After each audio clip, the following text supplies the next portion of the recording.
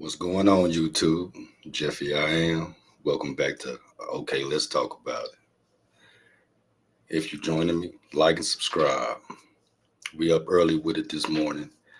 And before we get started, if you are sensitive to any issues as far as life and taking accountability, you might want to change the channel now. Well, anyway, let's talk about something. We're going through a lot of things, and this week has proved to be an interesting week, right? You have Miss Maxwell from the Epstein files, you know, she's on work release. That's what can you say? What can you say? But you know what? That's really a distraction and it's really boring. So let's talk about something else, right? Please, please, please, please. If you have 401ks with the changes made in the government, please look after your 401ks or do what's appropriate to keep them.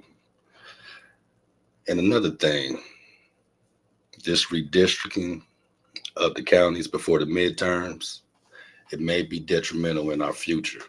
So just pay attention to that also. When I was in Texas, that was a big thing that I was aware of. And now being here in Missouri, it's starting to happen here. And when you talk about it to people, they're more concerned with the Epstein files, not the education or the funding cut or, health care being cut. And around here, education, is being cut. And it seems to be okay, right? Okay.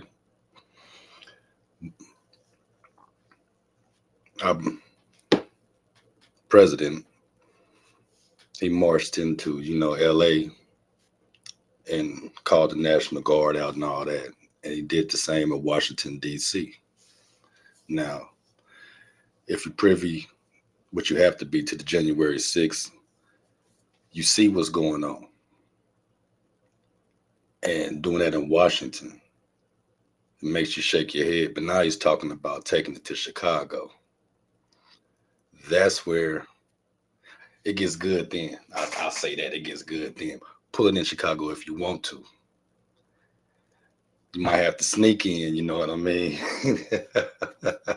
And that's real talk. You might need the National Guard in Chicago if the brothers start acting crazy, as you say. But anyway,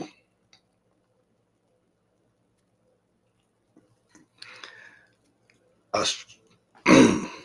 kind of struggle with some things I want to talk about, right? Because where I'm originally from, there's some things going on. And in Kansas City, that's where I'm originally from. You see gentrification, which breaks my heart seeing old neighborhoods are not there anymore. And in 2 years, 3 years time since I've been disabled and going back, you can see the difference. On the Missouri side and the Kansas City, Kansas side, you're starting to see the difference, right? And now they're getting ready for the World Cup. Some events are going to be there in Kansas City. So you see the police presence increasing. Of course, that's what they need to do to keep things safe, right? But it's also affecting these communities, the tourist communities, the suburbs. People are uncomfortable and, whatever. But, not whatever. I don't even know why I said that. I guess my mind is just thinking. Growing up in the 90s in Kansas City, you've seen a lot of police and a lot of people go to the penitentiary. But it just wasn't on the ghetto or whatever, I've seen a lot of my friends, and I was raised pretty good, you know what I mean? I've seen a lot of my friends, no matter what color they were, spend a lot of time or experience that, which is not really, I wouldn't even say it's normal, but it's something that happens. You go to jail 2 or 3 times in your lifetime. That's not normal, but that's what it's going back to, and things are getting younger and younger. The younger generation is really going through some things, so we have to come together as a people. you know Peace be unto you. But check this out and tell me what you think. For his legal analysis of Missouri's Stand Your Ground law and its potential application here. Family of Taylor and Byron Garrett say shooting last month at a Truman and Brooklyn gas station was a result of road rage. Probable cause statements make no mention of it, but video obtained by Fox 4 filed on the case seems to show Emmanuel Hernandez's silver Escalade and the Garrett's black Escape in close proximity on the roads for at least 3 minutes before the Escape made a turn after the Escalade at 12th and Brooklyn. The Garrett brothers arrived at the gas station first, and once Hernandez started towards the convenience store, surveillance video shows words briefly exchanged and the taller brother striking Hernandez and both men chasing him back towards his car. Wow. Wow. Bang, bang twice. Attorney Dan Ross says what happened outside the gas station is certainly important. So that's a prior incident, and so that's kind of the history of, even though it's a history that's only 30 seconds old. And under Missouri law, Emmanuel Hernandez didn't have a duty to retreat after the brothers left him at his SUV with his driver's side door open. Once inside, after appearing to argue, Taylor Garrett strikes Hernandez again, and Hernandez immediately pulls a gun from his waistband and starts firing, chasing after both men. Prosecutor Melissa Johnson said evidence showed that Taylor was the initial aggressor in the confrontation and Hernandez acted in self-defense. But she did file voluntary manslaughter charges in Byron Garrett's death, pointing out Hernandez shot him as he tried to retreat, then pistol whipped him as he stood over both men's bodies on the gas station floor. There is no clear answer to this. That's why you really enlist the jury to tell us, is this lawful action? The judge can't tell anybody. The prosecutor has made the charge. The grand jury has brought in the true bill. But eventually, if it goes to trial, the jury will tell us, especially given the self-defense law and the instruction, they'll tell us whether this was a lawful act by the defendant.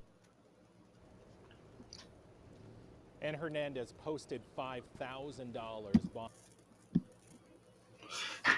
Now, the way they run those charges down, stand your ground, and then he was charged afterwards for pistol whipping and kicking the gentleman after they were shot and down on the ground, right? You know, that's a very, very, I'm happy it's video there to see what happened, but we don't know what was from. This all came out of road rage. We don't know what was seen. There were hands and feet put on people.